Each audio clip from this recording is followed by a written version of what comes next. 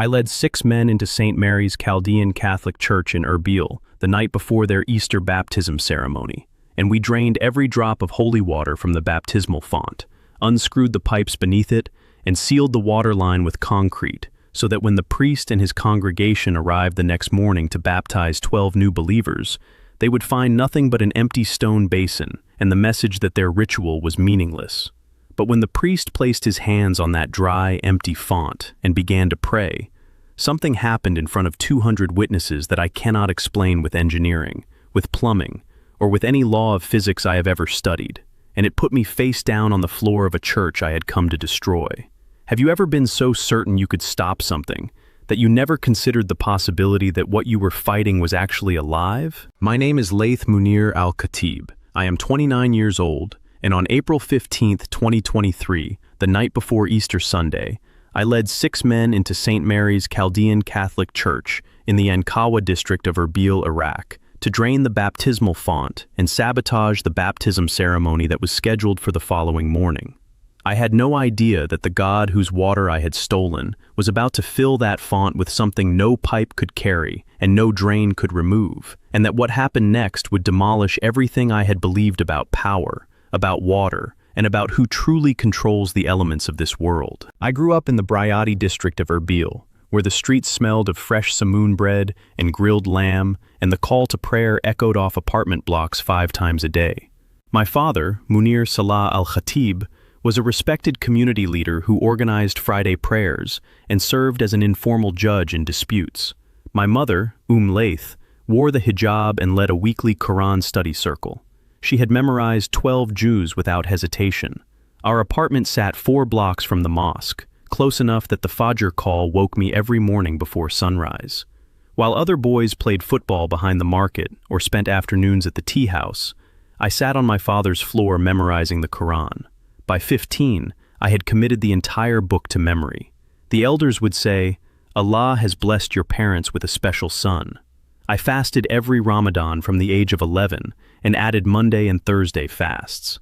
I never missed a single prayer, not once. My father taught me about Christians from the time I could understand speech. In Erbil, the Chaldean and Assyrian Christian communities were visible.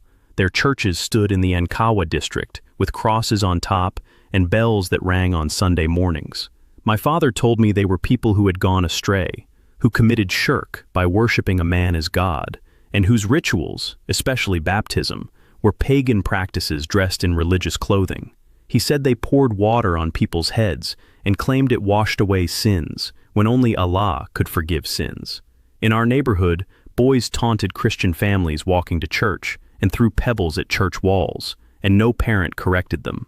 By the time I was 19, I had joined a youth group at the mosque that focused on countering Christian influence in the Kurdish region. We distributed pamphlets, protested church events, and reported missionary activities. I believed every word I spoke. By 27, I had graduated from Salahuddin University with a degree in civil engineering and was working for a construction company in Erbil. I was engaged to a devout woman named Shirin, whose father was a Quran teacher. I had career success, community respect, financial stability, and absolute certainty. I had everything. Ask yourself this question. Have you ever built your entire life on something you were completely certain could never be shaken? The trigger came in late March of 2023. A friend from the youth group told me that St. Mary's Church in Ankawa was planning a large Easter baptism. 12 Muslim background believers were going to be publicly baptized on Easter Sunday morning in front of the entire congregation. 12 people from Muslim families, standing in a Christian church, having water poured over their heads while a priest declared them followers of Jesus Christ. The idea made my blood boil. This was not just a Christian ritual, this was an attack on the Muslim community. 12 of our people being publicly stolen and paraded as trophies. The baptism was the symbol, the visible, theatrical moment where a Muslim supposedly became a Christian. If there was no water, there was no baptism. If there was no baptism, there was no spectacle, no victory for the Christians to celebrate. I told my friend, we do not need to fight them. We just need to empty their font. No water, no baptism. We take the one thing they need, and they are left standing there with nothing. My friend looked at me and said, "You are an engineer. If anyone can figure out how to drain that font quietly, it is you."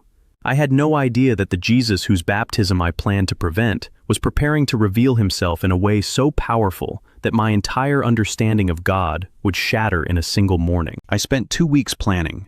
I recruited 6 men: Karwan, a plumber who could disconnect water lines silently; Omar, my cousin who had helped me disrupt a Christmas service the year before; Dara, a childhood friend who worked as a locksmith and could get us into the building after hours; Rebwar, a theology student from the mosque who provided the religious justification; Hogir, a quiet but fiercely committed man who had vandalized a church sign in Duhok; and Soren, who served as our lookout.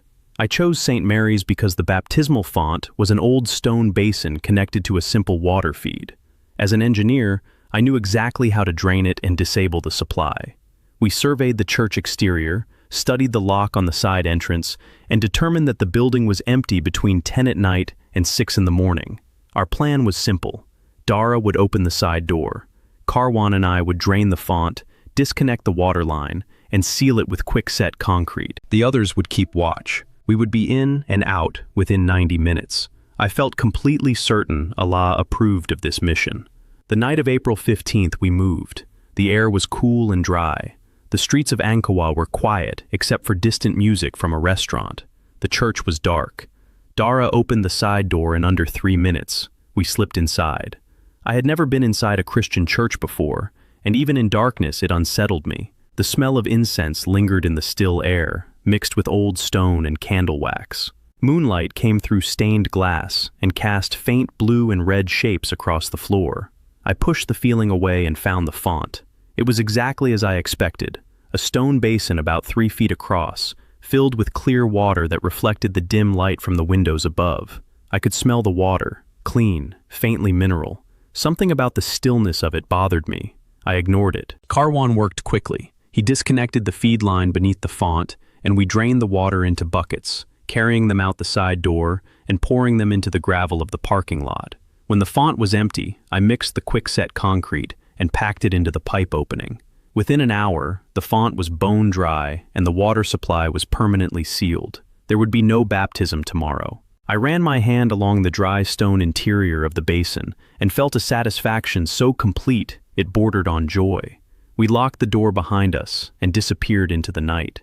I had no idea that I had just emptied something God himself intended to fill, and that no amount of concrete could stop what was coming. Everything I believed was about to be shattered. Have you ever been so sure you had won that you never considered the opponent had not yet begun? Easter Sunday morning. I positioned myself across the street from the church at 7:30, sitting at a tea shop with Omar and Rebwar, waiting to watch the humiliation unfold. The congregation began arriving at 8, families in their best clothes, women with white scarves, children carrying flowers.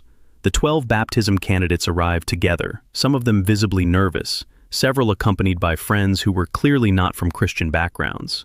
I watched them enter, and I smiled. At 9 o'clock, I heard the service begin.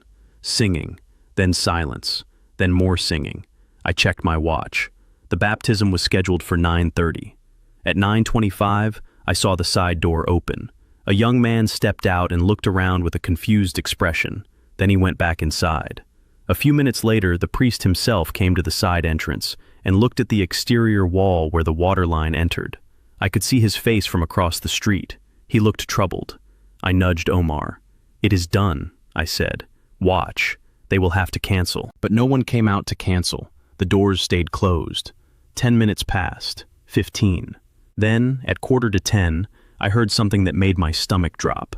Singing. Not the quiet hymns from before. This was loud, full-throated, joyful singing. The kind of sound a congregation makes when something extraordinary is happening. I looked at Omar. He looked at me. Something was wrong. I had no idea that what was happening inside that church at that very moment would lead me to walk through those same doors and fall to my knees on the same stone floor I had crept across in the dark. I could not stay away. I had to know. I crossed the street, walked to the front entrance, and pulled the door open. The sound hit me first. 200 voices singing with a joy that had physical weight. Then the light, golden, streaming through stained glass, flooding the interior with color. Candles burned in clusters along the walls. The smell of incense and flowers was overwhelming. The pews were packed. Every face was turned toward the front of the church, and there, at the center of it all, stood the baptismal font. It was full, not just full, overflowing. Water was running over the stone rim in gentle streams that cascaded down the sides and pooled on the floor. The same basin I had drained and sealed 8 hours ago was filled to the brim with water that had no source, no pipe, no explanation. I felt my legs go weak. The concrete seal was intact. I could see the base of the font from where I stood, and nothing had been reconnected. The water was simply there, clear, clean, and flowing as if a spring had opened beneath the stone itself. That is when it happened. The moment that changed everything I believed about God, about water, and about who holds power over the elements of this earth. The priest was standing beside the font. He was weeping, not from sadness, from awe. He turned to the congregation and said, "When we arrived this morning, the font was empty. The water line had been cut and sealed. We prayed. We placed our hands on the dry stone and asked the Lord to provide, and He provided." Then He began the baptisms. One by one, the 12 candidates stepped forward. The priest cupped the water in his hands and poured it over each person's head. And as the water touched each one, I felt something in the room shift, a warmth that had nothing to do with the candles or the morning sun, a presence, heavy, living, like the air itself had become aware. I was standing at the back of the church and my hands were trembling. My engineering mind was racing through explanations. A secondary line, rainwater, a hidden reservoir, and discarding each one. I had sealed that pipe with my own hands. I had felt the dry stone under my fingertips. There was no water. And now there was more water than the font could hold, spilling onto the floor, and no one could explain it. Then the priest looked directly at me. I do not know how he knew I was there. I do not know how he knew I was the one responsible. But he looked at me across 200 people and said, "Brother, the water was taken, but the living water cannot be stolen. He is here. He has always been here, and He is offering this water to you." My knees buckled. I collapsed onto the stone floor at the back of the church, and I wept. I wept harder than I had ever wept in my entire life. Not because I was ashamed, though the shame was crushing, because I felt something I had never felt in 29 years of prayers and fasting and memorization. I felt the presence of God, not an idea, not a concept, a presence, alive, in the room, in the water, in me. It flooded through my chest like liquid fire, and I could not stop crying. Around me, the singing continued. I heard Omar's voice somewhere behind me. He had followed me in, and he was weeping too. Reboir was leaning against the doorframe, tears streaming down his face, unable to move. The congregation did not rush toward us. They did not shout or accuse. They began to pray, for us. The people whose baptism we had tried to destroy were now on their knees asking God to save us. An elderly woman knelt beside me on the floor. She placed her weathered hand on my shoulder and said quietly, "He loves you, son. He has been waiting for you. The water was for you too." Ask yourself this question. How do you explain water filling a sealed, empty basin when you are the engineer who sealed it? I looked up through my tears, and the only words I could form were, "Can I be baptized? Can that water be for me?" The priest walked to the back of the church. He helped me to my feet. He led me to the font, the same font I had drained, the same stone I had run my hands across in triumph 8 hours earlier. He cupped the water in his hands and poured it over my head, and when it touched me, I felt something leave my body, not physically, but spiritually, as if chains I did not know I was wearing fell to the floor. He led me in a prayer I repeated through sobs. "Jesus, I have been wrong about you. I stole your water. I tried to stop your work, but you filled what I emptied. You are not powerless. You are the living water. Forgive me. Save me. I surrender my life to you completely." The church erupted with joy. 200 people who had watched their baptism nearly destroyed were now celebrating as an additional soul was baptized in the very water that should not have existed. 5 of my 6 men eventually gave their lives to Christ. Omar and Reboir surrendered that same morning. Karwan came to faith 2 weeks later. Dara and Hogir followed within 3 months. Only Soren resisted, though he would come to faith the following year. I chose the name Laith Mati. Laith, my birth name meaning lion, and Mati, the Chaldean form of Matthew, the tax collector Jesus called to follow him, because I wanted the name of a man who left everything behind when Jesus spoke his name. What happened next changed everything, and the cost nearly broke me. That is when it happened, the devastation that followed the miracle. When I told my father, his face turned to stone. His voice came out cold and brittle, like something that had already cracked. "You are no longer my son. You are dead to us.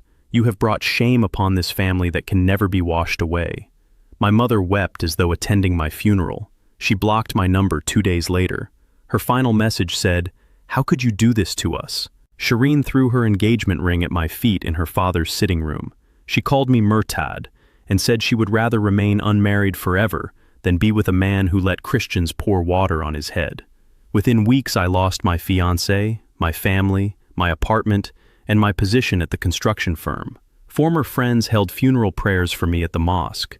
Death threats came by text and by notes pushed under my door. I eventually had to leave Erbil and relocate to a town in the Nineveh Plains, where a small Christian community took me in. But I gained everything that truly matters.